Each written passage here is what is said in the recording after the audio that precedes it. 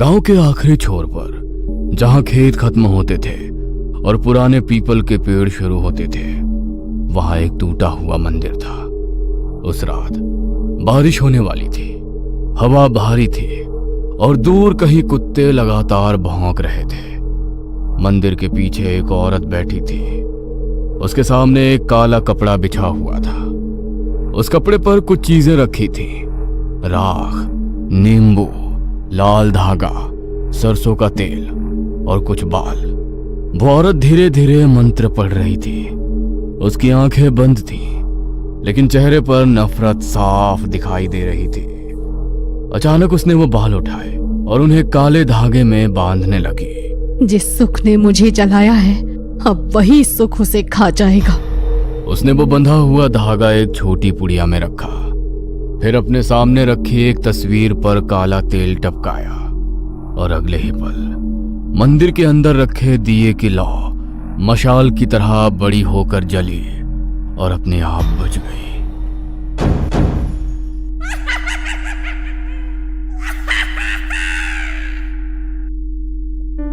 धर्मपाल का परिवार गांव में सम्मानित माना जाता था। 2 बेटे थे, अजय और विजय। अजय बचपन से तेज था।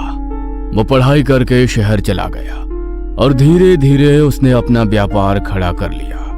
कुछ ही सालों में उसके पास बड़ा घर, गाड़ी, नौकर और पैसा सब कुछ आ गया। लेकिन अजय कभी अपने परिवार को नहीं भूला। हर महीने गांव पैसे भेजता, माँ बाप की दवाई, घर की मरम्मत, खेती का खर्च, यहाँ तक कि विजय के बच्चों की फीस भी वही भरता। जब भी गांव आता, पूरा घर खुश हो जाता।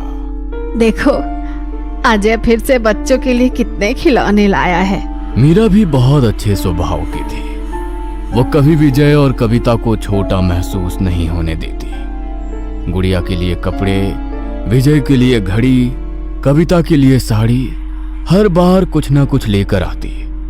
लेकिन यही चीज कविता को अंदर ही अंदर जलाने लगी। कविता जब गांव की औरतों को सुनती, अजय तो भगवान जैसा बेटा है, पूरा गांव उसी की वजह से चलता है, तो उसके चेहरे पर नकली मुस्कान आ जाती। लेकिन अंदर कुछ सड़ने लगता। उसे लगता धर्मपाल और सरोज अब विजय से ज्यादा अजय को मानते हैं। गांव वाले भी अजय के आने पर ही घर आते और सबसे ज्यादा कविता को तब चोट लगी जब एक दिन अजय ने कहा, बाबा, मैंने शहर में नया घर लिया है, आप सब मेरे साथ चलो। इतना बड़ा घर है कि सब आराम से रहेंगे। धर्मपाल और सरोज खुशी से तैयार हो गए। विजय भी खुश था, लेकिन कविता चुप थी। उस रात उसने विजय को रोका। शहर जाकर क्या करेंगे? यहाँ खेती है, बच्चों का स्कूल है और शहर के खर्चे भी तो महंगे होते हैं। पर भैया कह रहे हैं सब संभाल लेंगे। आज संभाल लेंगे, कल एहसान भी जताएंगे। विजय चुप हो गया। धीरे धीरे उसे भी लगा कि कविता शायद सही कह रही है। कुछ दिनों बाद धर्मपाल और सरोज शहर चले गए। अब रोज गांव में फोन आता और धर्मपाल खुशी खुशी बताते, अरे विजय, यहाँ तो हर कमरे में एसी है। आज अजय हमें बड़ी होटल में खाना खिलाने ले गया। मीरा तो रोज नई चीज बनाती है। कल हम मुंबई घूमने जा रहे हैं। विजय ये बातें आकर कविता को बताया और हर बार उसके चेहरे पर जलन और बढ़ जाती। अब उसे मीरा की अच्छाई भी दिखावा लगने लगी थी। वो रात में जाग कर सोचती, अगर मेरे हिस्से में ये सुख नहीं तो उनके हिस्से में भी नहीं रहेगा। गांव में एक बूढ़ी औरत रहती थी। लोग कहते थे वो तंत्र मंत्र जानती है। कविता कई रात चुपके से उसके पास जाने लगी। धीरे धीरे उसने सीखना शुरू किया। बालों से वशीकरण, खाने में मिलाने वाली राख, नींबू और धागे की क्रिया और तस्वीर पर किए जाने वाला तंत्र। पहले उसे डर लगता था, लेकिन जलन इंसान से वो सब करवा देती है जो वो कभी सोच भी नहीं सकता। कुछ महीनों बाद एक दिन कविता अचानक बदली हुई दिखाई दी। उसने विजय से कहा, भैया भाभी को गांव बुलवा लो। माँ बाबा गए तब से वो यहाँ आए ही नहीं। विजय खुश हो गया। उसे लगा आखिरकार कविता का मन बदल गया। लेकिन उसे क्या पता था उसकी पत्नी के मन में क्या चल रहा है। अजय और मीरा गांव आए, पूरा घर खुश था। कविता भी नकली मुस्कान के साथ उनकी सेवा कर रही थी, लेकिन रात होते ही वो बदल जाती। एक रात जब सब सो गए, वो धीरे से अजय के कमरे में गई। उसने सोते हुए अजय के सिर से कुछ बाल काटे, फिर उसके बटुए में एक छोटी पुड़िया रख दी। अगले दिन उसने अजय के खाने में राख मिलाई और मुस्कुराते हुए खाना परोसा। भैया, आपके लिए खास खीर बनाई है। अजय मुस्कुराकर खाने लगा और कविता चुपचाप उसे देखती रही। उसकी आंखों में अब इंसानी भाव नहीं बचे थे। इस बात की घर में किसी को कोई खबर नहीं थी। कुछ दिन गांव में बिताने के बाद अजय वापस शहर लौट गया। शुरुआत के 2-3 दिन सब सामान्य रहा, फिर धीरे धीरे सब बदलने लगा। पहले छोटे छोटे झगड़े शुरू हुए, कभी मीरा से बहस तो कभी माता पिता से अनबन। अजय खुद समझ नहीं पा रहा था कि उसे इतनी जल्दी गुस्सा क्यों आने लगा है। एक रात मीरा ने उससे कहा, आप बहुत तनाव में रहने लगे हो, थोड़ा आराम कर लो। अचानक अजय भड़क गया। तुम्हें लगता है मैं मेहनत नहीं कर रहा? सबको बस मेरी गलती दिखती है। मीरा चुप रह गई। धर्मपाल और सरोज ने पहली बार अजय को इस तरह टूटते देखा था, लेकिन असली डर अभी शुरू हुआ था। कुछ ही हफ्तों में अजय का व्यापार डगमगाने लगा।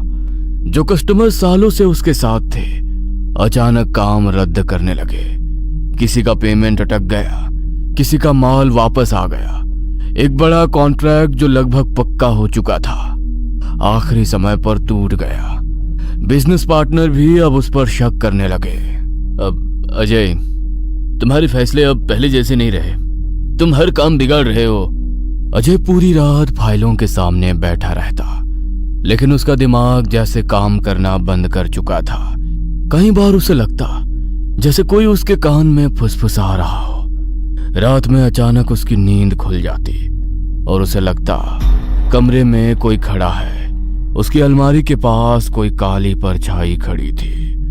अजय घबरा कर उठा, लाइट जलाई, लेकिन वहां कोई नहीं था। धीरे धीरे घर की हालत खराब होने लगी। लोन की किश्तें रुकने लगी, नौकर चले गए, बैंक से फोन आने लगे। एक दिन मीरा ने डरते हुए पूछा, अगर अगले महीने भी पेमेंट नहीं हुआ तो क्या हमें घर छोड़ना पड़ेगा? अजय ने कोई जवाब नहीं दिया, क्योंकि उसे खुद भी यही डर सताने लगा था। धर्मपाल और सरोज रोज गांव फोन करके विजय को सारी बातें बताने लगे। पता नहीं क्या हो गया है अजय को, काम कम होता जा रहा है, घर में हर वक्त तनाव रहता है। अगर ऐसे ही चलता रहा तो शायद घर भी बेचना पड़े। विजय ये सब सुनकर परेशान हो जाता, लेकिन जब उसने ये बातें कविता को बताई तो उसके चेहरे पर एक अजीब सी शांति आ गई। उसने मन ही मन सोचा, तो आखिर असर शुरू हो गया। उस रात कविता ने विजय से कहा, मुझे लगता है भैया पर कोई बुरी नजर है, उन्हें गांव बुलाओ, यहाँ तांत्रिक इलाज करवाना पड़ेगा। तुम्हें सच में ऐसा लगता है? भगवान नाराज हुए होंगे, इतनी जल्दी कोई इंसान ऐसे नहीं टूटता। विजय को उसकी बात सही लगी। उसने अजय को फोन किया, भैया कुछ दिन गांव आ जाओ, यहाँ मन भी शांत हो जाएगा। टूटा हुआ अजय तुरंत मान गया। इस बार कविता पूरी तैयारी में थी। रात को जब सब सो जाते, वो चुपके से मंदिर के पीछे जाती, काला कपड़ा बिछाती, अजय की तस्वीर रखती और उसके ऊपर सरसों का तेल टपकाती। फिर उसके पुराने बाल और बटुए से निकाला गया कागज एक काले धागे में बांधती और धीरे धीरे मंत्र पढ़ती। इसका भाग्य ऊंचा है, वो नीचे गिरे। इसका घर रोशन है, उसका दीप बुझ जाए। हर रात के बाद अजय और कमजोर होने लगा। गांव से शहर लौटते ही वो बुरी तरह बीमार पड़ गया। उसे तेज बुखार रहने लगा। डॉक्टरों को कुछ समझ नहीं आ रहा था। रिपोर्ट नॉर्मल थी, लेकिन अजय की हालत बिगड़ती जा रही थी। वो रात में अचानक उठकर बैठ जाता और खाली दीवार को घूरने लगता। एक रात मीरा ने उसे नींद में बोलते हुए सुना, मुझे मत बुलाओ, मैंने क्या बिगाड़ा है तुम्हारा? मुझे मत बुलाओ, मैंने क्या बिगाड़ा है तुम्हारा? मीरा डर गई। अब सरोज को कुछ अजीब लगने लगा था। उन्होंने गौर किया, अजय की हालत हर बार गांव से लौटने के बाद ही बिगड़ती है। पहले व्यापार, अब तबीयत। एक दिन उन्होंने विजय को फोन किया। सच सच बता, गांव में तुम लोग क्या कर रहे हो? क्या मतलब माँ? पिछली बार गांव आया तो उसका काम बिगड़ा, इस बार आया तो उसकी तबीयत खराब हो गई। विजय खुद डर गया। उसे समझ नहीं आ रहा था आखिर क्या हो रहा है। उसने सारी बातें आकर कविता को बताई। कविता का चेहरा एक पल के लिए उतर गया। पहली बार उसे डर महसूस हुआ, क्योंकि अब शक शुरू हो चुका था। सरोज की बातें सुनकर कविता अंदर से हिल गई थी। उसे समझ आ गया था कि अब बात सिर्फ बीमारी और नुकसान तक नहीं रही, अब शक उस तक पहुंचने लगा है। उसने उसी वक्त सरोज को फोन लगाया। फोन उठते ही उसकी आवाज गुस्से से कांप रही थी। अगर आपको गांव नहीं आना तो मत आइए, लेकिन मेरे और मेरे पति पर ऐसे इल्जाम मत लगाइए। मैंने किसी का नाम नहीं लिया कविता, पर इशारा तो हमारी तरफ ही था ना।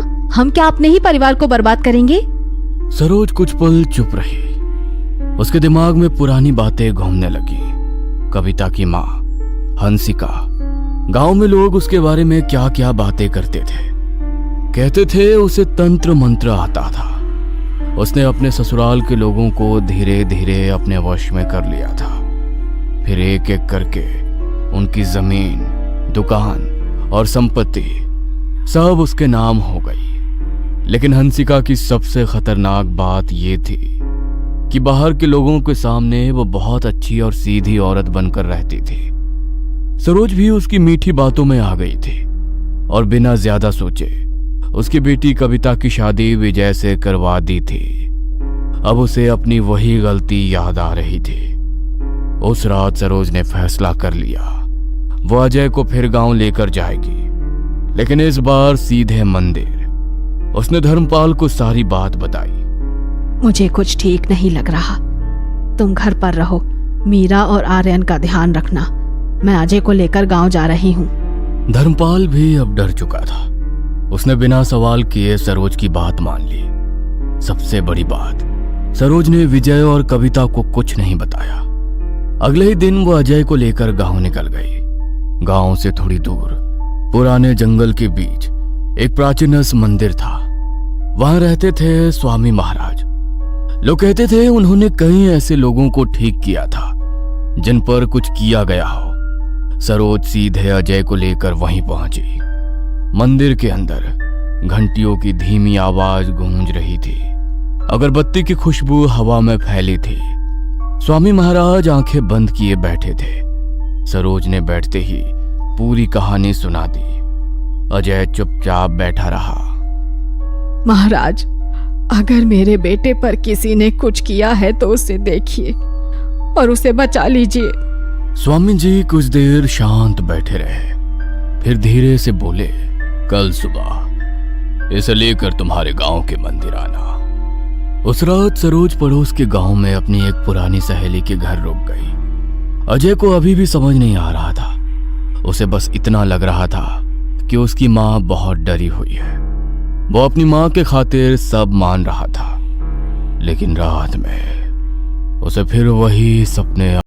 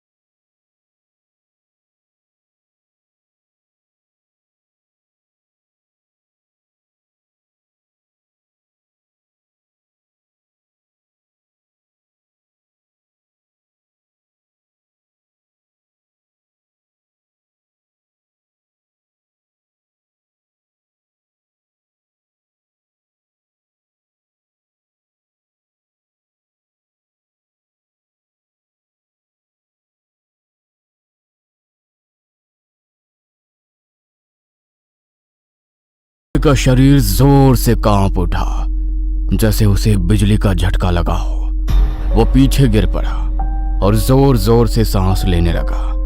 मंदिर के अंदर बैठे लोग डर गए। स्वामी जी की आंखें गंभीर हो गईं। इस पर कुछ किया गया है। सरोज की आंखों से आंसू निकल पड़े। और जिसने किया है वो कोई अपना ही है। उसे इसकी तरक्की, इसकी खुशी और इसके परिवार से जलन है।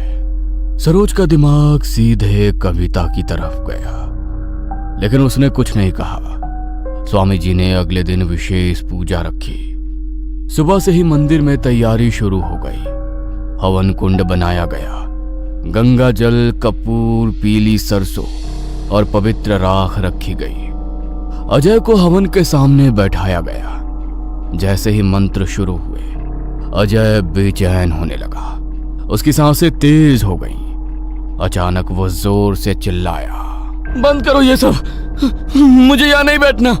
उसने उठने की कोशिश की, लेकिन दो लोगों ने उसे पकड़ लिया। कुछ देर बाद वो अचानक हवन कुंड की तरफ झपटा, जैसे आग बुझाना चाहता हो। उसने कई बार हवन की लकड़ियां उठाकर फेंकने की कोशिश की। उसकी आंखें लाल हो चुकी थीं और वो भारी आवाज में गुर्राने लगा था। मंदिर में मंत्रों की आवाज लगातार गूंज रही थी। हवन की आग अब तेज हो चुकी थी। अजय जमीन पर बैठा बुरी तरह कांप रहा था। कभी वो चीखता, कभी हंसने लगता और कभी अचानक रोने लगता। मंदिर में बैठे लोग डर चुके थे। स्वामी महाराज लगातार मंत्र पढ़ रहे थे। उनकी आवाज भारी होती जा रही थी। फिर उन्होंने हवन से राख उठाई और सीधे अजय के सिर पर डाल दी। अगले ही पल अजय जोर से चीखा। ऐसा लगा जैसे उसके अंदर से कोई चीज बाहर निकल रही हो। उसका शरीर एकदम अकड़ गया। आंखें पलट गई और अगले ही पल वह जमीन पर गिर पड़ा। पूरा मंदिर कुछ सेकंड के लिए शांत हो गया। फिर अजय धीरे धीरे सामान्य सांस लेने लगा। उसकी आंखों से पानी बहने लगा था और आंखें सामान्य होने लगी थी। वो कमजोर आवाज में बोला, मां। सरोज रोते हुए उसके पास बैठ गई। स्वामी महाराज ने गहरी सांस ली। बंधन टूट चुका है, अब ये सुरक्षित है। लेकिन उन्होंने जाते जाते एक और बात कही, जिसने ये किया है उसका अंत अच्छा नहीं होगा। अगले दिन सरोज अजय को लेकर गांव के घर पहुंची। घर में कदम रखते ही उसने सीधे कविता को आवाज दी। कविता बाहर आई, लेकिन सरोज की आंखें देखकर ही उसके चेहरे का रंग उड़ गया। क्यों किया था तूने ये सब? क्या बिगाड़ा था अजय ने तेरा? कविता तुरंत मुकर गई। मैंने कुछ नहीं किया, आप लोग मुझे फंसा रहे हो। लेकिन इस बार विजय भी वहां खड़ा था। उसके चेहरे पर गुस्सा साफ दिख रहा था। वो धीरे धीरे कविता के पास आया। गुड़िया की कसम खाकर बोल, सच क्या है? यह सुनते ही कविता के आंखों में डर उतर आया। कुछ पल तक वो चुप रही, फिर उसकी आंखों से आंसू निकलने लगे और आखिरकार वो टूट गई। हाँ, मैंने किया। मुझे जलन होती थी। सब अजय भैया की तारीफ करते थे, माँ बाबा, पूरा गांव भी। मैं नहीं सह पाई। आप सब लोग जैसे विजय को भूल ही गए। क्या सिर्फ अजय ही आपका बेटा है और विजय जैसे कोई नहीं? फिर उसने सब बता दिया। कैसे उसने तंत्र सीखा, कैसे उसने बाल लिए, कैसे खाने में राख मिलाई और कैसे रात भर क्रियाएं की और कैसे वो अजय को बर्बाद होते देख खुश होती रही। घर में सन्नाटा फैल गया। विजय की आंखों में आंसू आ गए। उसे यकीन नहीं हो रहा था कि जिस औरत के साथ उसने पूरी जिंदगी बिताई वह इतनी गिर सकती है। अचानक विजय पागलों की तरह रसोई की तरफ भागा। उसने दराज से चाकू निकाला और सीधे कविता की तरफ बढ़ा। तूने मेरी भाई की जिंदगी बर्बाद कर दी। मैं तुझे जिंदा नहीं छोड़ूंगा। कविता डर कर पीछे हटने लगी। तभी अजय ने दौड़कर विजय को पकड़ लिया। नहीं विजय, बस कर, और पाप मत कर। विजय फूट फूट कर रोने लगा। उस दिन उसका परिवार पूरी तरह टूट चुका था। उसके बाद विजय ने फैसला कर लिया वो कविता के साथ नहीं रहेगा। वो गुड़िया को लेकर अजय और सरोज के साथ शहर चला गया। कविता उस पुराने गांव वाले घर में अकेली रह गई। अब ना कोई उससे बात करता था, ना कोई उसके घर आता था। रात होते ही उसे वही आवाजें सुनाई देती जो वो क्रियाओं के वक्त सुना करती थी। कभी उसे लगता कोई आंगन में चल रहा है, कभी उसके कमरे में काले साए खड़े दिखाई देते, और कई रात उसे ऐसा लगता जैसे कोई उसके कान में फुसफुसा रहा हो। अब तेरी बारी है। कुछ ही दिनों में गांव वालों ने उसके घर से बदबू आने की शिकायत की। जब दरवाजा तोड़ा गया तो कविता अंदर मृत मिली। उसके सामने वही काला कपड़ा पड़ा था और उसके ऊपर जला हुआ नींबू। गांव में आज भी लोग कहते हैं जिस घर में लालच और काला जादू साथ आ जाए वहां इंसान नहीं बचते, सिर्फ बर्बादी बचती है।